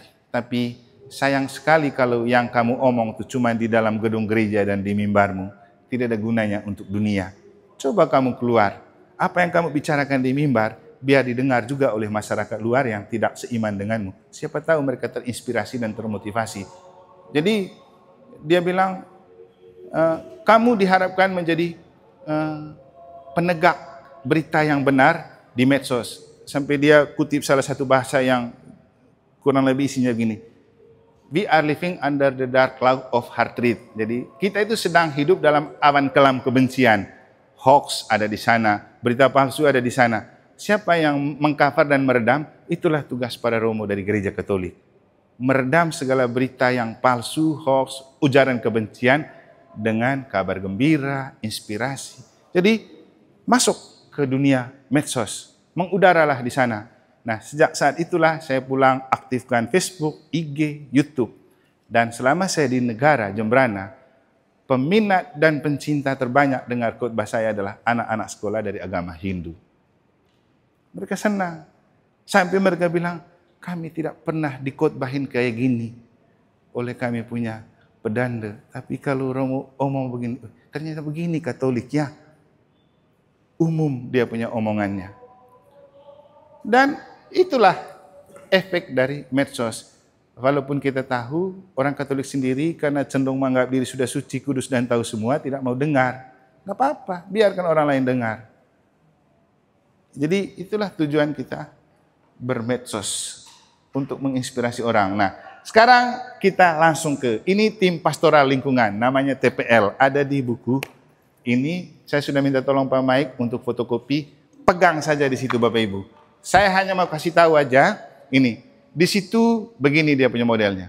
Tim pastoral lingkungan terdiri dari ketua, wakil ketua. Seandainya saya cek ini, dari 13 lingkungan, coba angkat para ketua lingkungan yang hadir. 1, 2, 3. Nah, kita mau bawa kemana umat lingkungan kalau model begini kan? Suruh pembekalan tidak datang. Coba kamu bayangkan. Setelah itu nanti umat bangun narasi yang sembarang, kita para kaling dukung lagi. Padahal disuruh datang dengar pengetahuan, dia tidak mau datang. Coba. Semua nanti pelatih yang dipersalahkan, seperti sepak bola. Itu ujung-ujungnya pelatih yang dipersalahkan. Ketua, wakil ketua, sekretaris 1. 5 anggota semua ketua kelompok basis KBG. Nah, ini yang saling rancu. Bapak Ibu, KBG itu kepanjangannya apa? KBG. Apa? Ulang. Itulah yang membuat kita tidak sadar apa itu KBG dan bagaimana menghidupinya. Bukan kelompok basis gereja. KBG itu komunitas basis gerejani. Komunitas basis gerejani. Berasal dari kata komunitas dibangun oleh komunio. Makanya tadi saya bilang, kamu misal lingkungan tidak mau, takut tarifnya mahal. Bagaimana kamu punya komunitas hidup kalau tidak terima komuni di situ? Komunitas dibangun dengan komunio. Harus santap komuni. Maka misa KBG itu penting supaya menjaga komunitas itu.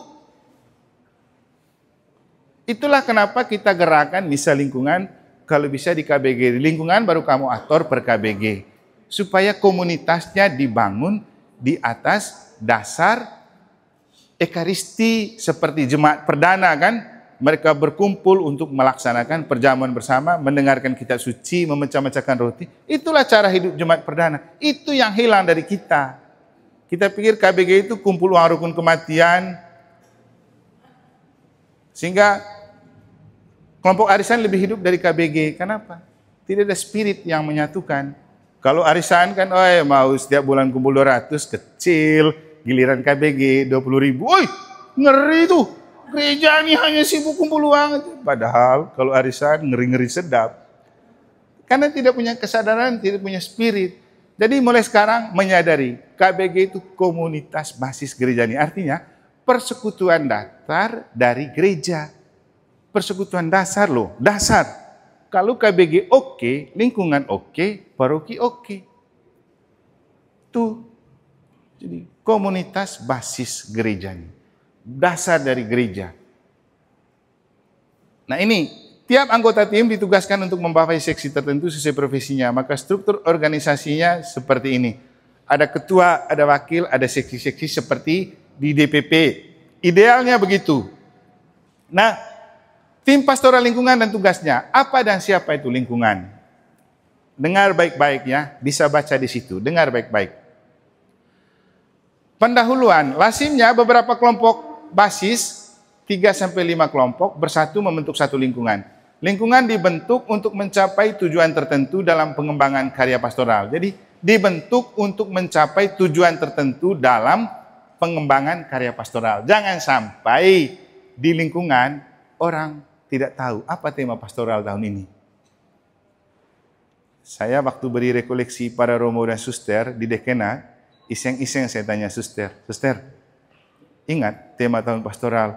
Garap-garap kepala. Padahal mungkin tiap hari ada doa setelah komuniti itu. Tapi tidak tahu temanya. Saya bilang, kita ini garda terdepan karya pastoral gereja. Jangan sampai kita tidak tahu apa tema pastoral. Lalu saya tanya lagi, ingat nggak apa poin penting dari surat Gembala Bapak Uskup? Kandekan atau ujian sedikit. Mereka juga, Opa lalu bilang, terima kasih Romo Iman. Kalau kau tidak omong lagi, kami juga tidak tahu apa poin penting dari surat Gembala Bapak Uskup. Kan ada 3 di situ. Mencakup tema pastoral kita, tahun Yobel, dan tema APP, pertobatan ekologis. Nah, tentang pertobatan ekologis ada OMK di sini toh. Itu setiap kali habis latihan tablo, penuh sekali puntung rokok dan bekas minuman itu di depan kamar. Tadi ada Joni lagi ngopi. Saya bilang, Joni, inilah salah satu tugas pastor paroki di Mataram. Pilih lagi sampah yang sudah dibuang oleh umat. Sudah kita kumpul sampah dosa, ada lagi sampah organik. Padahal masih tema tentang pertobatan ekologis. Makanya Bapak Ibu panggil juga OMK dan semua anak-anak itu di pendalaman APP itu bukan untuk orang tua, untuk semua lapisan umat. Supaya menyadari pentingnya menghargai lingkungan ini, paling kecil itu buang sampah pada tempatnya. Itu paling penting. Malu juga kita beberapa kali didatangin tamu yang kalau ada parkir kapal pesiar di Gilimas, kan beberapa kali ini sering tamu luar datang. Mereka mau datang lihat gereja, mau datang berdoa. Untung setiap kali mereka datang, kadang-kadang saya celana pendek sehingga mereka tidak tahu saya pastor. Kalau tidak, malu. Kenapa? Lihat kotoran yang begitu banyak, lalu saya pastornya, malunya minta ampun. Tapi setelah cepat diarahkan gereja, baru saya ganti celana, mereka minta doa dan berkat, baru berkat. Tapi intinya begini, siapa lagi kalau bukan kita, kapan lagi kalau bukan sekarang. Kita ini garda terdepan. Pertobatan ekologis itu mulai dari membuang sampah pada tempatnya. Ajar itu anak-anak kita. Jadi itu, di tempat lain lingkungan disebut stasi atau kapel atau sektor atau kering. Sementara di tempat lain lagi ada paroki lalu stasi yang merupakan kumpulan dari berbagai lingkungan. Kita kan tidak ada stasi, hanya lingkungan saja. Ada paroki yang ada stasinya, macam paroki Praya ada stasinya, 3 lagi ya. Tapi tidak ada lingkungan dan KBG. Kemudian, tapi biasanya stasi atau mission station itu didirikan kalau wilayah itu jauh dari pusat paroki dengan maksud untuk memudahkan organisasi. Itu seperti yang tadi. Tujuan pembentukan lingkungan adalah memperluas persaudaraan dan keakraban dalam lingkungan. Ingat baik, ini tujuan nomor 1. Memperluas persaudaraan dan keakraban dalam lingkungan. Itulah definisi komunitas tadi. Jangan sampai di lingkungan lebih banyak pertengkaran dan permusuhan. Jangan sampai di lingkungan ada kubu si ini, kubu si itu. Ada di Mataram kan gitu. Di lingkungan ada kubu si ini, ada kubu si itu. Untuk apa komunitas kalau gitu? Ada itu. Saya tahu ada lingkungan tertentu yang tiba-tiba sudah ada kalingnya karena diangkat oleh kubu tertentu. Yang lain belum tahu. Jangan pikir saya tidak tahu. Saya itu punya CCTV di mana-mana. Saya juga tahu di lingkungan mana yang ada kubu si A, ada kubu si B. Bapak Ibu, kalau model begini, apa bedanya kita dengan gereja lain? Katolik loh ini, taat, 1. Pimpin kita cuma 1. Sifat Katolik itu 1, kudus, Katolik, apostolik. Tuh, jangan lagi buat sesat-sesat. Dan kalau ada umat yang menyesatkan dengan buat narasi sembarang, bawa aja dia ke kami. Kami yang ajar dan hajar kalau perlu. Supaya jangan menyesatkan umat lain. Itulah untuk apa kita datang ke sini, biar tahu ini, memperluas persaudaraan dan keakraban dalam lingkungan. Persaudaraan yang sudah dibina di kelompok basis harus diperluas dengan kelompok lain dalam lingkungan, sehingga cinta kasih Kristiani dapat dihayati dan dipraktekkan dalam lingkup yang lebih luas. Tujuan kedua, membina kerjasama umat dalam lingkungan. Kerjasama yang baik akan menghasilkan keakraban satu sama lain. Ketiga, memperlancar komunikasi. Saya dengar-dengar ada kaling yang tidak pernah hadir di satu KBG tertentu. Wah, untuk apa jadi kaling ini? Ada juga kaling yang tidak pernah ikut rapat di paroki. Kau jadi kaling untuk apa? Saya kasih tahu memang kaling lingkungan yang merasa ketuanya tidak pernah datang, berhenti saja. Cari yang lain. Ini bukan hanya sekedar nama.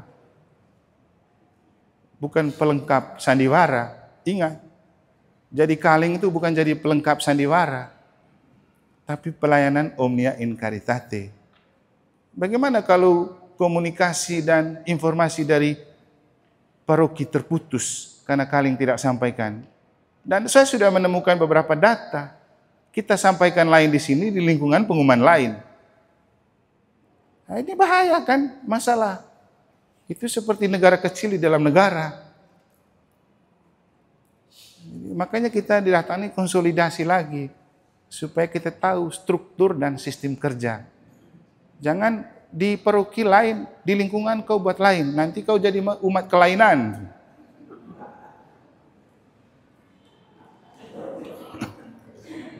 Jadi ini.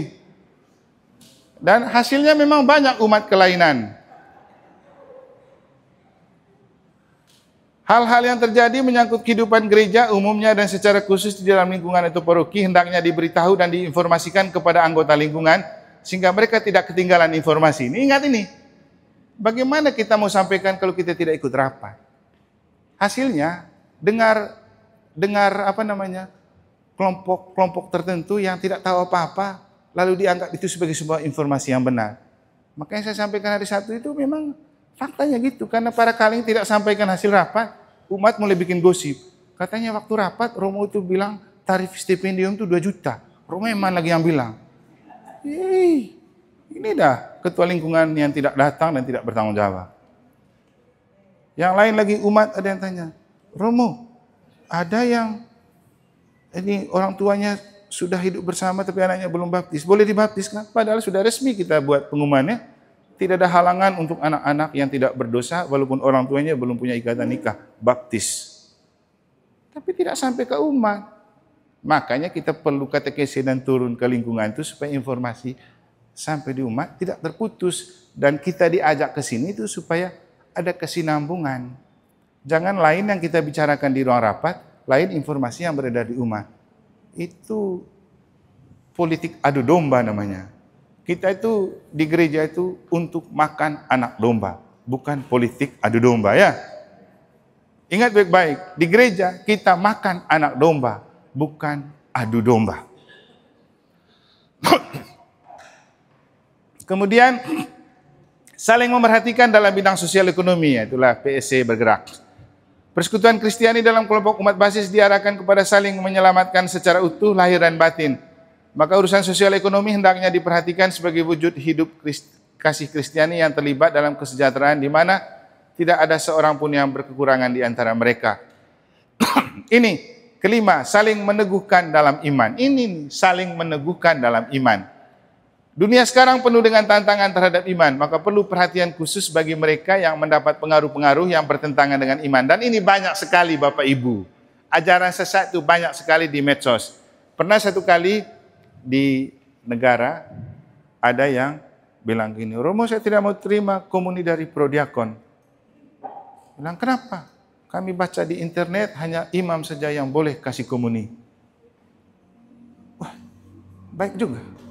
Tapi kalau pas imam tidak ada lalu kau sakit dan mau mati, kau tunggu itu imam. Ya, memang faktanya begitu. Giliran kita pergi, orang tuanya sudah sakit dan mau mati. Siapa kasih komuni? Dan tidak terima komuni. Hanya karena baca di internet. Padahal kita sudah buat kebijaksanaan pastoral. Kalau Prodiakon adalah perpanjangan tangan Romo untuk membagi komuni. Itu. Ada lagi dalam obrolan santai ya Pak Dolia. Ada lagi gaya orang Manggarai. Saya tidak mau terima dari Prodiakon. Kenapa? Tidak layak, Romusnya saya mau terima. Nah, makanya satu kali kan saya bilang begini di gereja. Bapak Ibu, sebelum kita terima komuni, apa yang kita bilang? Ya Tuhan, saya tidak pantas, Tuhan datang pada saya, tapi bersabdalah saja maka saya akan sembuh. Tidak begini rumusannya. Ya Tuhan, Prodiakon itu tidak pantas, dia datang bawa komuni. Yang gitu dong. Kan tidak, kalau rumusannya, ya Tuhan, Prodiakon itu tidak pantas, dia bawa komuni untuk saya. Itu bolehlah. Ini tidak ada begitu. Yang tidak pantas itu kita, bukan orang. Toh yang kita terima bukan dikonsekrasi sama Prodiakon, dikonsekrasi sama Romo. Dia hanya bantu bagi saja. Giliran sembako tidak ada lagi pakai pilih, dia layak, tidak layak, angkut semua. Giliran komuni mulai cari-cari. Itulah enaknya jadi umatnya, apalagi dulu saya khotbahkan umat komentator. Sekarang ada baru lagi tadi. Yang tadi terakhir tuh Riki, umat jenis apa itu? peliput. Semua berita diliput dan semua gosip ada di dia semua. Jadi bursa berita ada di dia, ada di setiap lingkungan tipe seperti itu. Bahkan mereka buat komunitas basis gosip nih. Kalau ada KBG komunitas basis gereja nih, ada komunitas basis gosip nih. KBG juga namanya toh. Sama-sama singkatannya KBG, komunitas basis gereja nih dan komunitas basis gosipin. Nah. Saya tahu ada beberapa kelompok ibu-ibu di sini yang kelompok ibu itu, kelompok ibu ini, mereka punya fansnya siapa saja. Sampai ada kelompok ibu yang sudah sendiri pergi ke pintu suci ya. Kok Romo tahu? Ya tahulah. Kan saya juga sesekali jadi peliput, biar tidak hanya umat saja jadi peliput. Saling meneguhkan dalam iman. Oh ya, saya lupa tadi. Kenapa kamu pergi sendiri? Nanti supaya giliran paroki punya, ada yang jaga rumah. Kok ke pintu suci pergi sendiri? Ajar dong bapakmu, siapa tahu disucikan bersama di pintu suci itu. Kok kamu jalan sesama ibu aja lupa kamu bapak. Padahal maunya kita itu kan ke pintu suci pun kita jalan pasutrila, kan lebih top. Sama-sama disucikan. Nanti kita yang ibu-ibu sudah disucikan di pintu suci, kita punya bapak-bapak belum, rusak lagi itu keluarga kan. Kembali ke persekutuan keluarga itu lebih penting. Kita boleh masuk di kelompok manapun, tapi jangan sampai kelompok minat lalu jadi lebih kompak daripada keluarga. Itu yang saya takutin Bapak Ibu. Saya suka ibu-ibu punya paguyuban, bapak-bapak juga. Tapi jangan sampai paguyuban kamu lebih utama daripada keluargamu. Demi kumpul sama ibu-ibu, kamu lupa bapakmu. Nanti giliran dia selingkuh, baru kamu omong. Padahal kamu sering tinggalkan. Hanya karena mau kumpul dan jalan sama ibu-ibu. Atau bapak-bapak bersama bapak-bapak. Jadi keluarga. Kamu sudah ikut seminar. Saya tuh heran tuh, kamu yang ikut seminar keluarga bahagia itu. Setelah itu kamu jalan yang lain lagi. Kapan bahagianya kalau begitu? Tuh. Ya, itu tim pastoral. Tujuan pembentukan lingkungan ini sudah tadi saya bacakan, ini yang lebih besar. Kemudian tugasnya lihat di situ lebih detail. Saya hanya mau sampaikan begini, ini struktur, sistem, dan model kerja. Kalau di buku panduan, struktur lingkungan itu tidak ada. Tapi kamu berada di mana di sini? Kamu ada di semua lini, istilahnya kamu itu playmaker. Kaling itu dan pengurusnya dan KBG itu playmaker. Pemain yang mengatur pemain lain. Kenapa? Kami pastor DPP boleh punya seksi, tapi tidak punya umat. Yang punya umat itu lingkungan sama KBG. Jadi kamu yang berhubungan langsung dengan umat, maka kamu ada di semua sini. Toh kemudian jadi ketua 1, ketua 2, ketua 3, dia kan juga umat juga. Maka ada yang sudah ketua 3, masih jadi ketua lingkungan lagi itu. Ya, tidak apa-apa. Sudah jadi ketua 1, anggota di lingkungan tuh. Kita semua ada di setiap lini. Kita boleh seksi dan ketua bidang, tetap di lingkungan kita umat dari kepala atau ketua lingkungan. Jadi dia ada di semua lini. Karena itu perannya sangat penting dan vital. Besok-besok kalau tugaskan, tugas lingkungan di liturgi kan? Bukan tugas bidang. Betapa pentingnya dan itu tugas yang sangat mulia. Kalau seksi-seksi ini kan melaksanakan program kerja. Kadang-kadang kerjain umat. Itu strukturnya. Jadi struktur, kamu di dalam struktur, para pengurus lingkungan dan KBG, dan tim kerja itu bisa playmaker, bisa libero. Bebas gitu. Menjelajah semua pemain. Sistem dan model kerja, ini kita. Konsultatif dan kemitraan. Ada istilah yang lebih keren sih, kolegialitas. Persaudaraan, kekeluargaan. Jadi kerjasama lebih penting. Konsultatif artinya semua kita konsultasi kepada ketua umum, yaitu pastor paroki, atau lewat para ketua bidang berkonsultasi dengan pastor paroki. Jadi tidak bisa kamu jalan sendiri, maka Kaling harus juga berkonsultasi. Model kerja ini berasal dari model kerja Bapa, Putra, dan Roh Kudus. Pemilik kerajaan Allah itu Bapa, Yesus itu pemain. Apapun yang dilakukan oleh Yesus, dia konsultasi juga dengan Bapa. Bapa, saya boleh buat ini atau tidak? Gitu juga di paroki. Konsultasi dulu dengan pastor paroki. Tidak seenaknya. Itu namanya fungsi konsultatif. Apapun dikonsultasikan. Karena kita punya pemimpin. Waktu Bapa bilang, saya mau menyelamatkan dunia dengan kau memanggul salib dan mati di salib. Di pergumulan di Getsemani ada konsultasi sepanjang malam. Pasti banyak perdebatan antara Bapa dan Yesus yang mengkerucut pada pernyataan Yesus seperti ini. Ya Bapa, sudahlah, kalau saja Bapa mau, biarlah piala ini berlalu daripadaku, tapi bukan menurut kehendakku, tapi kehendak-Mu yang terjadi. Itu setelah semalam mereka itu bisa juga adu argumen. Tapi hasil konsultasi menentukan, Bapa bilang tidak. Kau harus mengalami semuanya itu. Dengan cara itu kau menyelamatkan dunia. Langsung dia ditangkap, diadili, memanggul salib, mati di salib. Taat kepada rencana dan kehendak Bapa. Jadi konsultatif itu taat kepada yang di atas. Tidak bisa kita buat sendiri. Kemitraan. Bapa tidak bisa melepaskan Yesus, Yesus tidak bisa melepaskan Roh Kudus. Makanya Yesus bilang apa? Aku akan kembali kepada Bapa, nanti kalau sudah sampai kepada Bapa, aku dan Bapa mengirimkan kamu Roh Kudus. Supaya Roh Kudus itu selalu mempersatukan kita dengan Bapa dan Putra, dan mempersatukan kita satu sama lain. Makanya Roh itu pemersatu.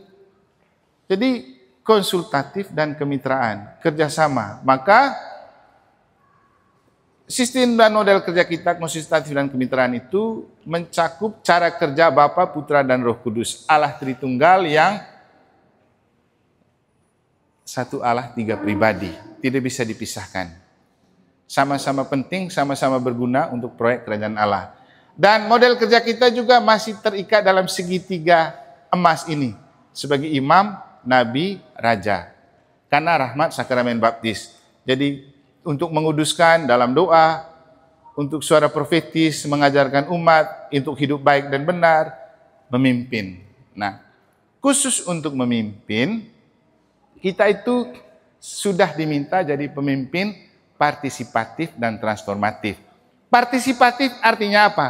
Mengambil bagian dalam sebuah kegiatan. Makanya tadi saya bilang, Pak, lucu kalau ketua lingkungan tidak pernah hadir di kegiatan KBG. Partisipatifnya mana? Saya dengar ada lagi pengurus KBG yang bilang, tidak pernah muncul ketua lingkungan, saya terus yang disuruh. Loh, kau jadi kaleng untuk apa? Kalau tidak bisa kan omong, tidak bisa biar orang lain kan. Itu partisipatif. Lalu transformatif artinya memiliki daya ubah yang mengubah.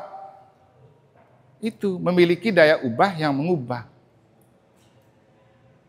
Bukan ubah-ubah keputusan.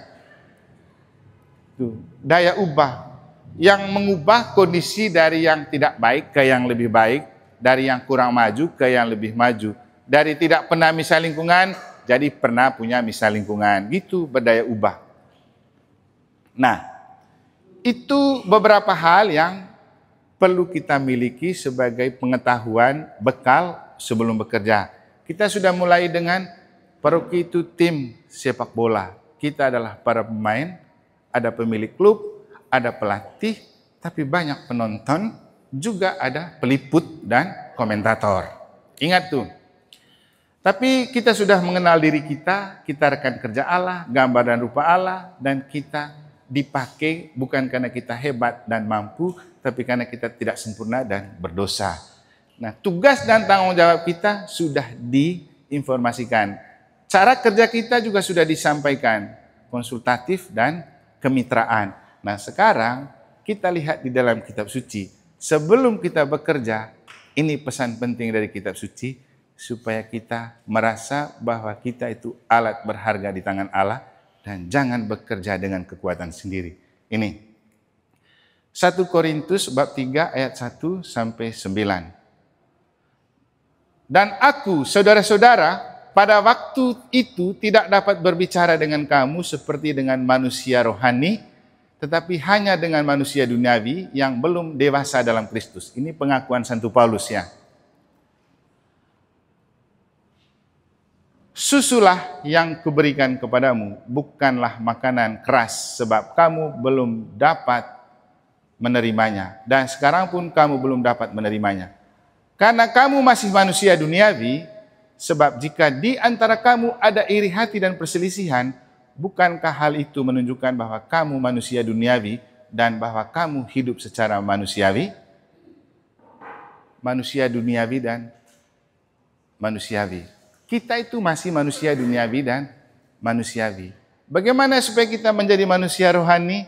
Itulah perlu pelantikan. Supaya kita diubah jadi manusia rohani. Apa bedanya nanti ini?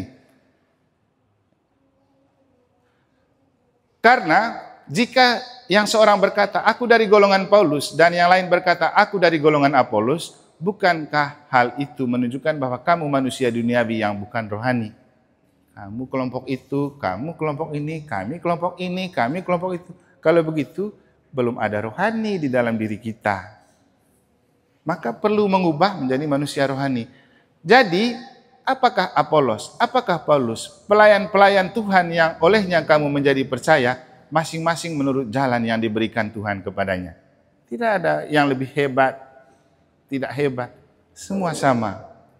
Aku diberikan Tuhan, aku menanam, Apolos menyiram, tapi Allah yang memberi pertumbuhan. Bonto Bapak Uskup kan? Karena itu yang penting bukanlah yang menanam atau yang menyiram, melainkan Allah yang memberi pertumbuhan. Jadi bukan kita penentu kesuksesan karya pastoral dan hidup menggereja. Ada yang berpikir bahwa kalau dia terlibat, lingkungan maju, KBG maju, Paroki maju. Kalau dia tidak terlibat, tidak bisa maju. Itu manusia duniawi. Ini bukan punya nenek moyang kita. Ini punya Tuhan.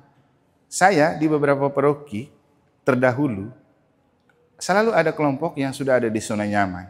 Mungkin di sebelumnya selalu dipakai oleh romonya, berperan aktif. Tapi saya datang, saya kan tidak suka dengan orang yang ada di zona nyaman. Kita kasih yang baru-baru sedikit lah, biar ada warna baru. Tapi ini kelompok nanti yang akan jadi provokator, pembangkang, iya. Menciptakan narasi-narasi yang tidak bagus, iya. Terus berjuang supaya seolah-olah paroki tidak maju kalau mereka terlibat. Itu salah besar. Mati 1 tumbuh 1000. Dan itu terbukti. Setelah yang selama ini menghegemoni gereja, kita pangkas, kita munculkan yang baru, gereja lebih hidup dan maju. Ya, Bapak Ibu bisa lihat sendiri waktu saya di Dompu, waktu saya di negara.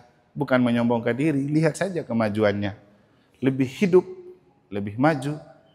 Dan itu adalah tantangan untuk saya masuk ke Mataram. Dan kamu lihat, saya tidak akan selalu pakai orang yang sama. Karena masih ada banyak orang yang bisa. Daripada kita yang menganggap diri lebih bisa. Bukan kita mengabaikan, tapi kaderisasi dan regenerasi itu perlu. Apalagi Yesus sudah bilang apa? Anggur baru tidak bisa taruh di kantong yang tua. Kita tahu ini generasi-generasi milenial. Kita yang tua-tua harus tahu diri, cukup jadi pendoa dan pelindung saja. Tidak bisa lagi kita jadi pemain, kan sudah kropos.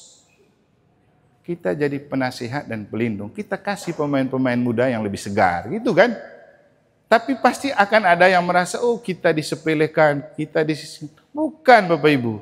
Kita juga harus tahu diri. Saya juga tahu diri. Ada hal yang saya bisa buat, ada hal yang saya tahu frater yang bisa lebih dari saya.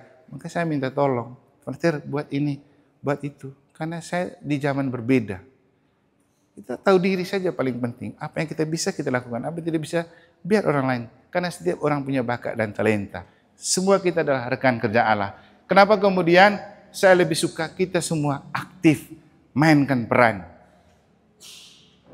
Jadi banyak sekali umat yang potensial dan bisa di Mataram ini yang perlu kasih kesempatan untuk dia terlibat. Ini anak-anak muda banyak. Beri mereka kesempatan, kita mengarahkan mereka. Jangan tidak dewasa kalau gini, karena sudah tidak dipakai lagi, kita cuci tangan dan jauh sekali dari gereja. Oh, itu salah juga. Tapi ada juga yang begitu kan? Kan kami sudah tidak dipakai lagi. Bukan begitu Bapak Ibu. Siapa lagi yang membesarkan anak-anak kita? Kalau pakai prinsipnya Santo Yohanes, apa? Biarkan ia semakin besar, aku semakin kecil. Tidak akan membuat kita kecil, karena orang yang kita besarkan akan selalu memandang kita sebagai figur dong. Itu pasti. Makanya saya pesan kepada para ketua bidang pemaik mereka, saya kasih kesempatan kamu 3 tahun, dan dari sekarang kamu berpikir untuk ke depan, siapa yang kamu orbitkan untuk menggantikan. Ya kan? Tuh, bukan kita tidak penting, tapi kita bermain dengan cara yang lain. Toh? Tuh maksudnya. Gitu juga di lingkungan. Jangan sampai dari dulu sama aja kalingnya, memang tidak ada orang lain di situ. Tuh, itu baru orang yang legowo. Jadi, kerajaan Allah itu milik Tuhan, bukan milik kita. Jangan merasa bahwa kalau kita tidak terlibat, mati gereja. Tidak. Dia akan tetap hidup, karena ini Tuhan punya. Tuhan tahu cara yang terbaik. Saya pernah tugas di paroki yang umatnya sedikit, kolektifnya kecil, dananya kecil. Tapi saya percaya ini kan kerajaan Allah. Tuhan lebih tahu dan cara membuka jalan untuk membangun gerejanya. Sehingga di Dompu, walaupun umatnya kecil, susah, sederhana, kita masih bisa membangun kok. Bisa punya kegiatan besar. Gitu juga ketika di negara. Sedikit umatnya, tapi Tuhan buka jalan. Selalu ada akses dari pemerintah, sampai 600 juta kita dapat. Yang penting ingat, dahulukan kerajaan Allah dan kebenaran, semua yang lain akan ditambahkan kepadamu.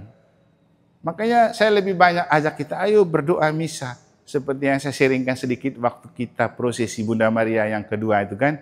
Saya bilang baru kita 1 kali prosesi, sudah dikasih rahmat sama Tuhan melalui Bunda Maria. Buktinya apa? Kita lagi cari patung untuk prosesi, ada yang menawarkan diri. Ada bantuan 50 juta dari pusat di Bimas. Peraya menolak, dialihkan kita. Kita yang dapat tuh. Mungkin saya pulang cepat kemarin tanda tangan itu. Karena kita juga lagi mau renovasi. Ketika kita memikirkan sulit, Tuhan akan selalu beri solusi. Tidak pernah kita membayangkan bahwa kita akan bangun gereja sebesar ini. Tapi toh bisa, kenapa? Walaupun judulnya gempa, itu adalah cara Tuhan untuk membangun. Walaupun kemudian kita tidak bertanggung jawab dengan apa yang Tuhan sudah beri sebagai rahmat kan. Lebih banyak kusuk kasak ke dalam. Saya juga heran kamu di Mataram tuh. Orang yang beri, kita yang ribut. Ya. Jadi itulah karena iman masalahnya. Masalah iman. Kita bekerja dengan iman atau tidak. Itu. Jadi Bapak Ibu, jangan berpikir kalau kita tidak terlibat, gereja mati. Tidak. Justru kita bisa mati tanpa gereja. Ya. Dan kalau mati kita pasti cari gereja.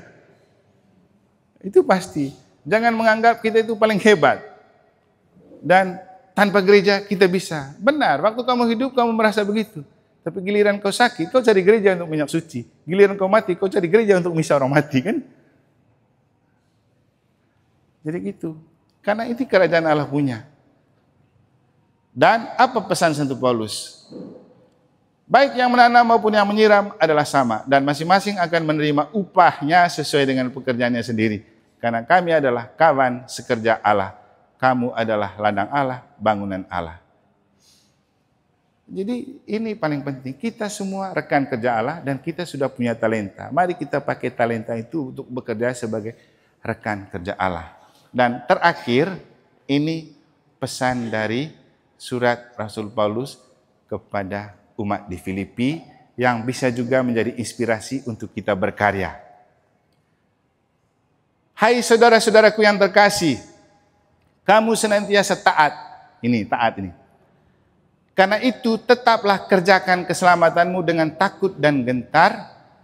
Bukan saja seperti waktu aku masih hadir, tetapi terlebih pula sekarang waktu aku tidak hadir.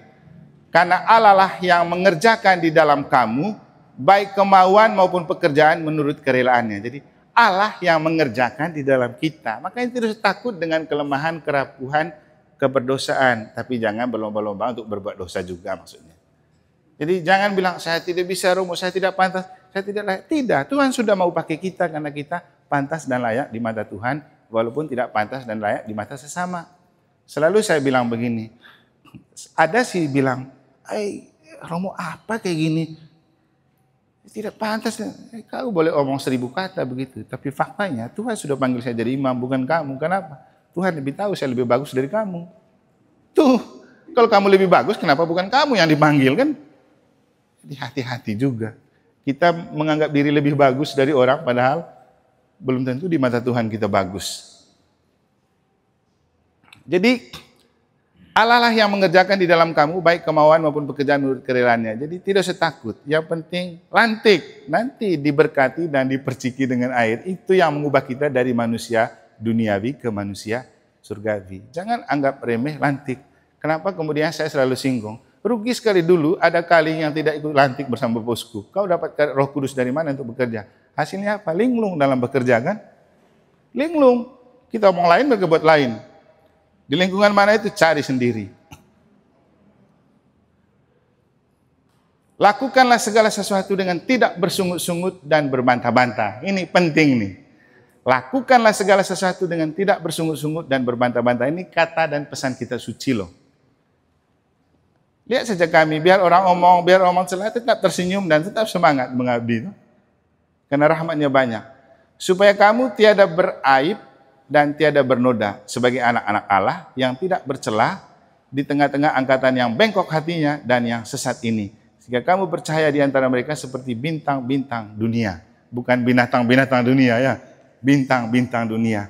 Artinya begini, kita itu seperti tadi, kita itu banyak punya umat yang hati bengkok. Kita meluruskan. Dan kita di setiap lingkungan selalu ada penonton, ada komentator, ada peliput. Jangan kita digiring sama mereka. Kita tetap konsisten dan komitmen pada tugas dan tanggung jawab mereka. Apapun kata mereka, sebelum Romo yang mengatakan itu tidak atau ya, tidak usah didengar. Orang komentar apapun tentang kamu, tidak mungkin sebagai pastor saya tidak bela kamu. Karena kamu kan tangan kanan kita. DPP juga. Tapi ketika kamu lari lain lagi dari yang pastor bilang, bahaya itu. Jadi kita ini bersyukur kamu mau kerja. Tidak mungkin kami tidak bela kalau umat mempersoalkan kamu. Yang jadi masalah ketika kamu jadi pengkhianat. Yudas ya. Coba saya tanya kamu, pernah Yesus memaafkan Yudas enggak? Cari di kitab suci itu, ada enggak? Yesus berdamai dengan kaum Farisi dan ahli Taurat, ada enggak di kitab suci? Saudara, ada. Saya tidak pernah temukan. Pada Yesus mengajarkan kasih, tapi tidak pernah kita lihat dia berdamai dengan ahli Taurat dan orang Farisi. Tidak ada tuh. Sama Yudas, tidak ada. Jadi 3 kelompok manusia yang hati-hati dalam hidup menggereja dan beriman itu satu, ahli Taurat, orang yang merasa diri pintar tahu semua tapi tidak buat apa-apa. Orang Farisi yang bermental penjilat, di depan lain, di belakang lain. Yang ketiga itu kelompok Yudas, para pengkhianat yang membocorkan segala rahasia perusahaan keluar. Itu pasti ada di setiap lingkungan. Tapi kata Yesus, kuatkanlah hatimu, aku telah mengalahkan dunia. Yang penting pakai motonya Pastor Poroki Mataram sekarang. Apa itu? Aku tidak seorang diri sebab Bapa menyertai aku senantiasa. Sekian dan terima kasih. Semoga berguna dan bermanfaat. Tuhan memberkati.